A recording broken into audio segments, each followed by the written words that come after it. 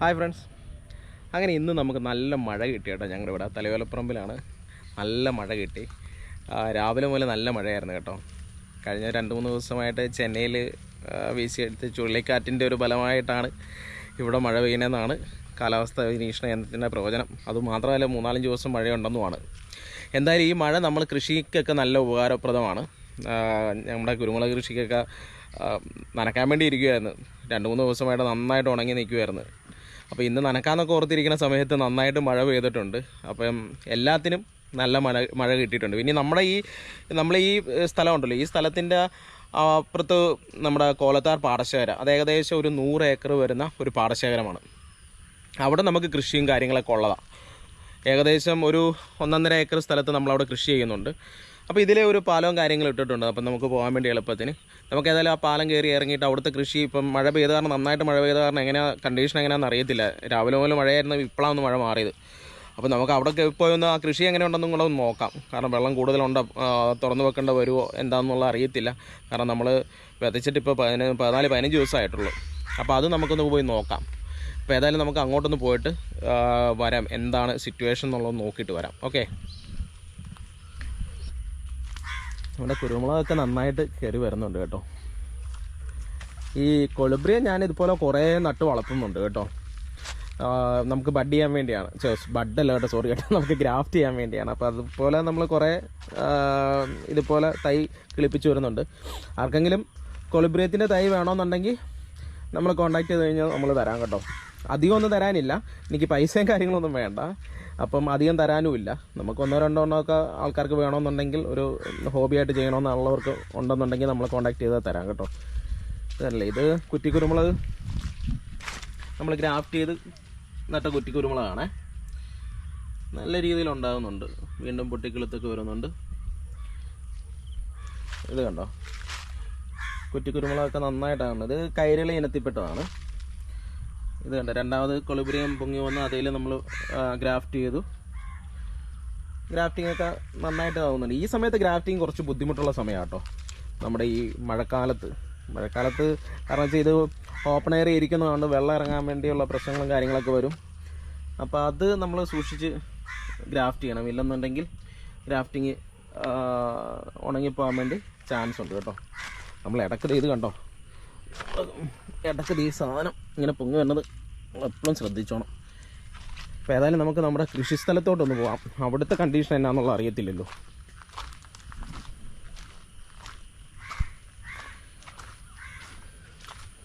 എന്നാലിപ്പം സമയം ഒരു 4-4:30 ആയുള്ളൂ. ഒത്തിരി ഇരുട്ടിക്കഴിഞ്ഞാൽ അങ്ങോട്ട് പോകാനും ബുദ്ധിമുട്ടാട്ടോ. ഇവിടെ ഈ പാടം ശേഖരം എന്നൊക്കെ പറയുമ്പോൾ നിങ്ങൾക്ക് അറിയാമല്ലോ, പാമ്പുകളൊക്കെ കൂടുതലുള്ള ഏരിയ ആണ്. വൈകുന്നേരമൊക്കെ ആയിക്കഴിഞ്ഞാൽ പിന്നെ നമുക്ക് ഭയങ്കര ബുദ്ധിമുട്ടാണ് അങ്ങോട്ടൊക്കെ പോകാൻ വേണ്ടി. ഈ ഒരു സമയത്തൊക്കെയാണ് അധികം പ്രശ്നമില്ല. അവിടെയൊക്കെ കാടൊക്കെ പിടിച്ച് കിടക്കുന്ന സ്ഥലമാണ്. അത് നമ്മുടെ സ്ഥലമല്ല, വേറെ ആൾക്കാരുടെ സ്ഥലമാണ്. ഇതൊരു ചെറിയ പാലം. ഇത് എൻ്റെ പ്ലോട്ടിൽ തന്നെയുള്ള പാലാണ്. ഇത് നമ്മുടെ പ്ലോട്ടിൽ തന്നെ ഉള്ളതാണ്.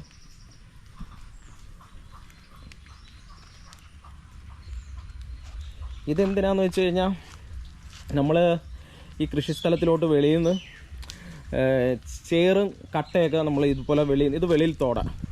ഈ തോട് വഴി വള്ളത്തേൽ ചേറൊക്കെ കുത്തി കൊണ്ടുവന്ന് ഇതിലെ ഈ നമ്മുടെ ഇടത്തോട് വഴി കയറ്റി കൊണ്ടുവന്ന് അത് ഈ 2 സൈഡിലും ഇറക്കിയൊക്കെയാണ് നമ്മൾ ഈ തെങ്ങിനൊക്കെ വളവും കാര്യങ്ങളും അതുപോലെ തന്നെ മണ്ണും കാര്യങ്ങളൊക്കെ കൊടുക്കുന്നത്. കാരണം വെച്ചാൽ നമുക്കിങ്ങോട്ട് പൂഴി കൊണ്ടുവരാനുള്ള സൗകര്യമൊന്നും ഇല്ലല്ലോ.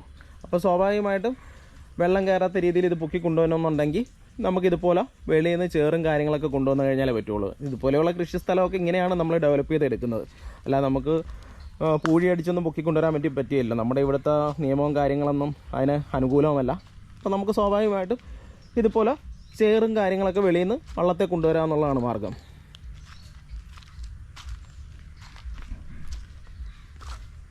ഇത് നമ്മുടെ മീൻകുളം കേട്ടോ. ഇത് പണ്ടൊരു വീഡിയോയിൽ ഞാൻ കാണിച്ചിട്ടുള്ള കേട്ടോ. നല്ല രീതിയിൽ നമ്മൾ മീൻ കൃഷി ചെയ്തുകൊണ്ടിരുന്നതാണ്. പക്ഷേ 2018 പ്രളയം നമ്മളെ ശരിക്കും അഫക്റ്റ് ചെയ്തു കേട്ടോ. മൊത്തം കാരിയായിരുന്നു ഞാൻ ഇട്ടിരുന്നത്. ഏകദേശം 1 ലക്ഷം രൂപയുടെ കാരി കുഞ്ഞുങ്ങൾ തന്നെ ഇതിൻ്റെ അകത്ത് ഇട്ടിട്ടുണ്ടായിരുന്നു. പക്ഷേ 2018 ആ പ്രളയം വന്നപ്പോൾ മൊത്തം ചാടിപ്പോയി.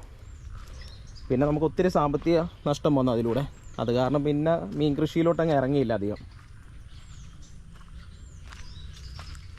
ഇത് നമ്മുടെ ചെറുവഴി ഇതുപോലെ പോയിട്ടാണ് ആ പാടശേഖരത്തിലോട്ട് പോകുന്നത്. ഇതല്ല ശരിക്കും പാടശേഖരത്തിലോട്ട് പോകാനുള്ള വഴി ഇതല്ല കേട്ടോ. ഇത് നമ്മുടെ സ്ഥലമാണ്. അതിൻ്റെ അപ്പുറത്ത് ആ പാടശേഖരത്തിലുള്ള ആ കാണുന്ന ഒരേക്കറും നമ്മുടെ സ്ഥലമായതുകൊണ്ട് നമ്മുടെ ആവശ്യത്തിന് വേണ്ടിയിട്ടൊരു പാല ഇട്ടേക്കണതാണ്. ശരിക്കും ഈ പാടശേഖരത്തിലോട്ട് പോകാനുള്ള വഴി വേറെ വഴിയാണ്.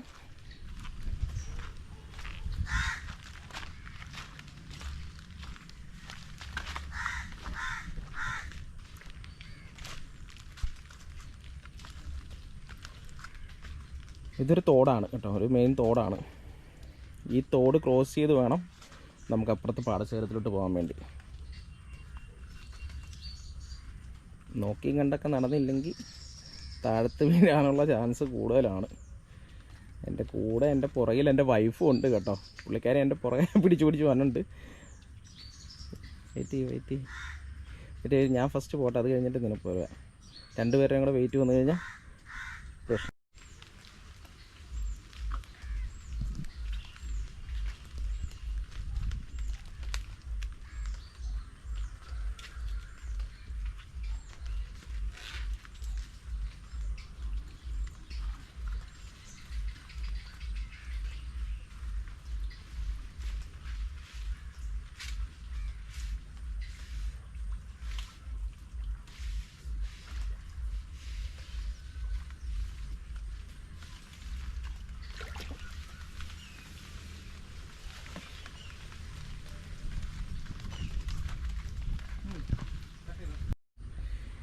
ഇതാണ് ഞങ്ങളുടെ കോലത്താർ പാടശേഖരം കേട്ടോ.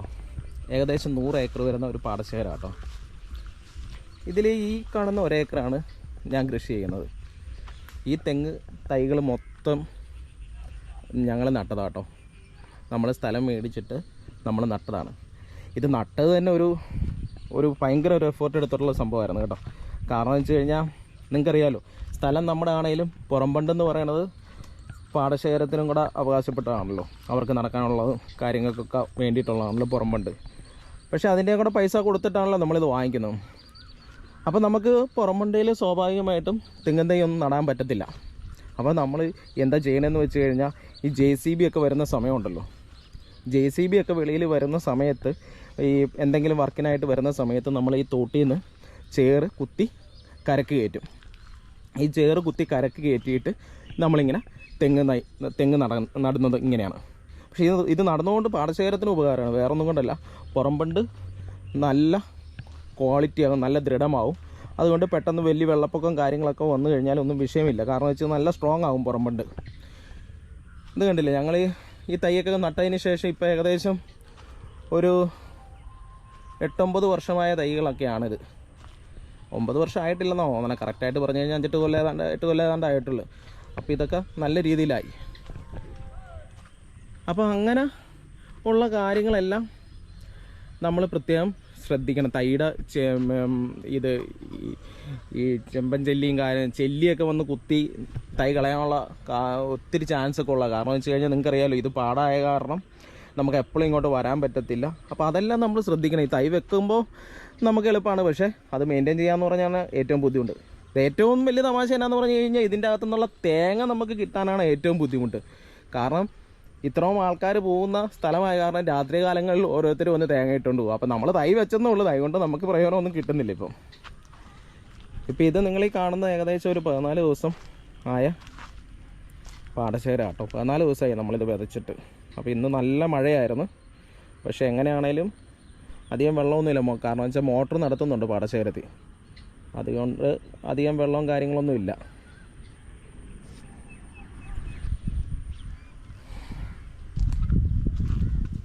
ഇപ്പം നിങ്ങൾക്ക് ഞാൻ പറഞ്ഞല്ലോ, നമ്മൾ ഈ പുറംബണ്ടിൽ ഇതുപോലെ ചേറ് കുത്തി കയറ്റിയാണ് തൈ നട്ടേന്ന്. അപ്പോൾ അതിൻ്റെ ഒരു അഡ്വാൻറ്റേജ് നിങ്ങൾക്ക് ഇപ്പോൾ ഏകദേശം നിങ്ങൾക്ക് ഞാൻ കാണിച്ചു തരാം. ആ ബണ്ടിൻ്റെ ഏകദേശം ഒരു മുഴുപ്പും കാര്യങ്ങളും കാണുമ്പോൾ തന്നെ നിങ്ങൾക്ക് മനസ്സിലാവും. ഇപ്പോൾ ഇത് കണ്ടോ, ഇത് നമ്മുടെ ബണ്ടാണ്. നമ്മുടെ സ്ഥലത്തിൻ്റെ ബണ്ട് ഇവിടം കൊണ്ട് തീരുവാണ്. അപ്പോൾ ഇത്രയും വീതിയിൽ നമ്മളിത് ചെയ്ത് റെഡിയാക്കി വെക്കുന്ന ബണ്ടാണ്. പക്ഷേ അങ്ങോട്ട് നോക്കുമ്പോൾ നോക്കി, ബണ്ടിന് വീതിയില്ല, ജസ്റ്റ് നമുക്ക് നടന്നു പോകാനുള്ള വീതി മാത്രമേ ഉള്ളൂ. നല്ല മഴ പെയ്ത കാരണം നിങ്ങൾക്ക് കാണാൻ കേട്ടോ, ദൂരത്ത് പിള്ളേരൊക്കെ നല്ല മീൻപിടുത്തവും കാര്യങ്ങളൊക്കെ ആട്ടോ. എല്ലാവരും അവിടെ മീനും പിടിക്കുന്നുണ്ട്. നമുക്ക് ഇത്രയും ദൂരത്തു നിന്നായ കാരണം കാണാൻ പറ്റാത്തതാണ്. വൈകുന്നേര സമയമൊക്കെ ഇവിടെ വന്ന് നിൽക്കാൻ വേണ്ടി നല്ല രസമാണ്. ഇതുപോലെ പാടവും കാറ്റും.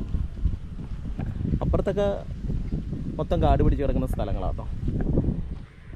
ശരിക്കും പറഞ്ഞു കഴിഞ്ഞാൽ നമ്മുടെ പാടശേഖരത്തിലോട്ട് വെള്ളം കയറ്റുന്ന ഒരു തോടാട്ടോ. പക്ഷെ തോടിൻ്റെ ഒരു ദയനീയ അവസ്ഥ കണ്ടോ, മൊത്തം പുല്ല് പിടിച്ച് കിടക്കുവാണ്. ഇതൊക്കെ ഒന്ന് ക്ലീൻ ചെയ്യാനുള്ള കാര്യങ്ങളൊക്കെ സർക്കാർ ലെവലിലൊക്കെ എന്തെങ്കിലും ചെയ്യുമായിരുന്നെങ്കിൽ പാടശേഖരത്തിന് നല്ലതായിരുന്നു. കാരണം കൃഷി നല്ല രീതിയിൽ നടക്കും. ഈ വേനലിൽ ഇനി അങ്ങോട്ട് വേനലാണല്ലോ വരുന്നത്. ആ സമയത്ത് നമുക്ക് വെള്ളം കിട്ടാനുള്ള ബുദ്ധിമുട്ടും കാര്യങ്ങളൊക്കെ ഒഴിവാക്കാൻ പറ്റും ഇതൊക്കെ ക്ലീൻ ചെയ്ത് കഴിഞ്ഞാൽ.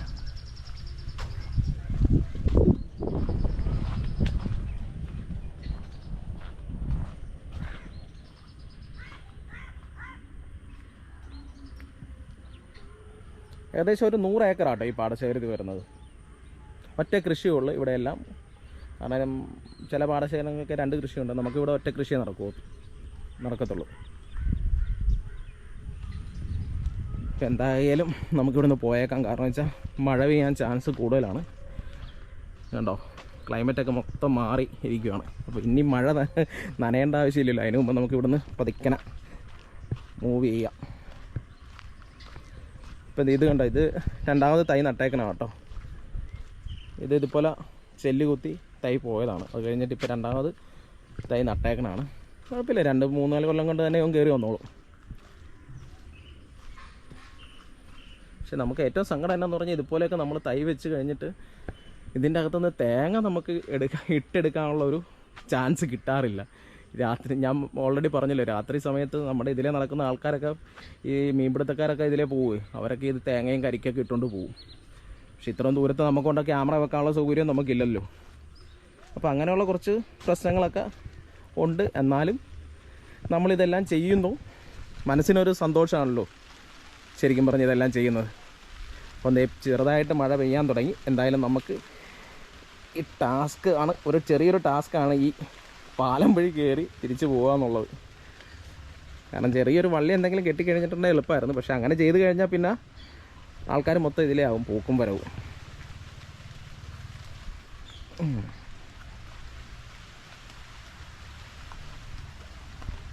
അപ്പം അങ്ങനെ നമ്മുടെ തിരിച്ചിവിടെ എത്തി.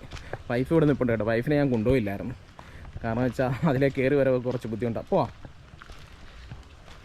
അപ്പം ഓക്കെ, ഇതുപോലെ വേറൊരു വ്യത്യസ്തമായ വീഡിയോ ആയിട്ട് പിന്നീട് നമുക്ക് കാണാം. Okay, thank you.